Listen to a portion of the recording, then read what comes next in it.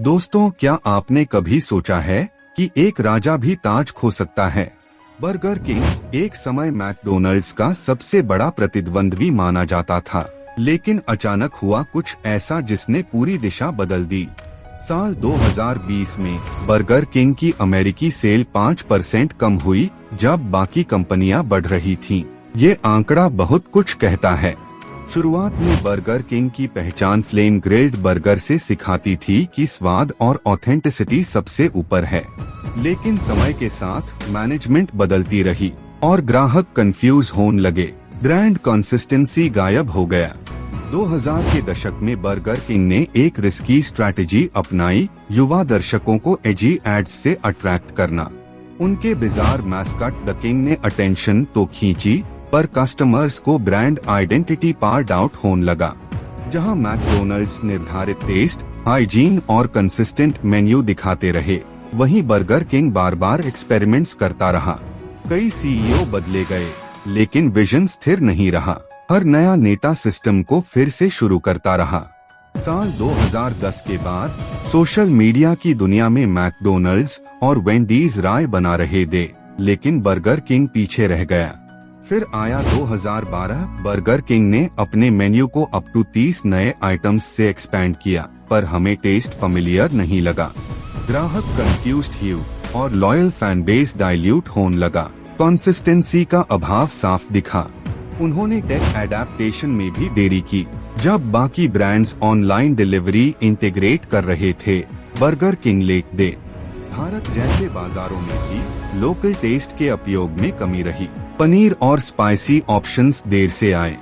2019 में उन्होंने नई ब्रांडिंग लॉन्च की, लेकिन परसेप्शन ना इतना आसान नहीं था। लोग कहने लगे, बर्गर किंग कौन? वो तो मैकडोनल्ड्स का दूसरा वर्जन है। लेकिन असली ट्विस्ट तो अभी बाकी था। फिर हुआ वो झटका जिस पर किसी ने भरोसा नहीं किया। बर्गर किंग का ग्लोबल रैंक टॉप 3 से बाहर चला गया। यह शॉकिंग फैक्ट तब सामने आया जब डोमिनोज और स्टारबक्स ने बर्गर किंग को रेवेन्यू में पीछे छोड़ दिया।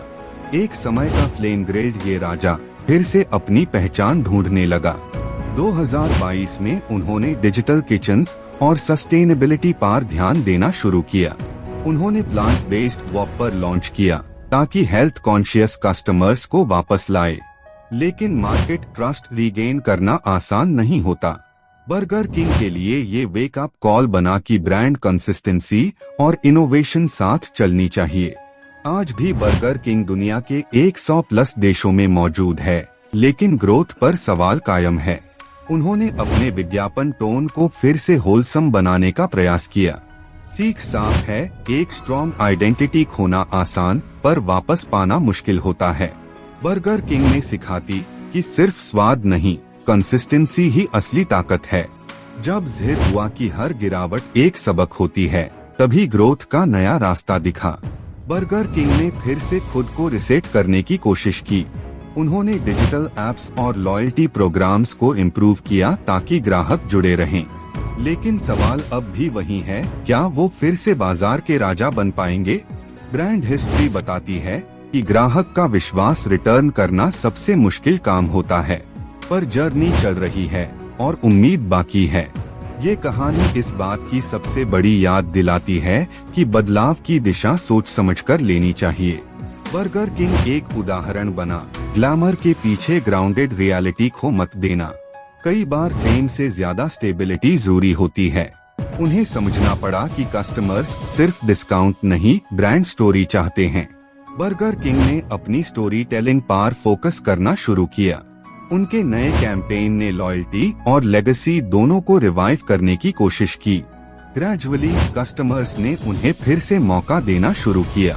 सीख यही है, हर गिरावट ग्रोथ के लिए जरूरी होती है। अगर विजन साफ हो तो टर्न अराउंड हमेशा संभव है। दोस्तों, क्या आपको लगता है कि बर्गर किंग फिर से अपनी ताज हासिल करेगा? कहानी यही बताती है कि ब्रांडिंग में जल्दबाजी नहीं, रणनीति जरूरी होती है। हर बिग ब्रांड कभी ना कभी गिरता है, पर असली वो है जो फिर उठता है। दोस्तों, ये थी बर्गर किंग की कहानी, एक बिजनेस जो गिरा, फिर सीखा और फिर उठा। हमें सिखाती है कि मार्केटिंग स्ट्रैटेजी कभी भी स्टैटिक नहीं रहनी चाहिए।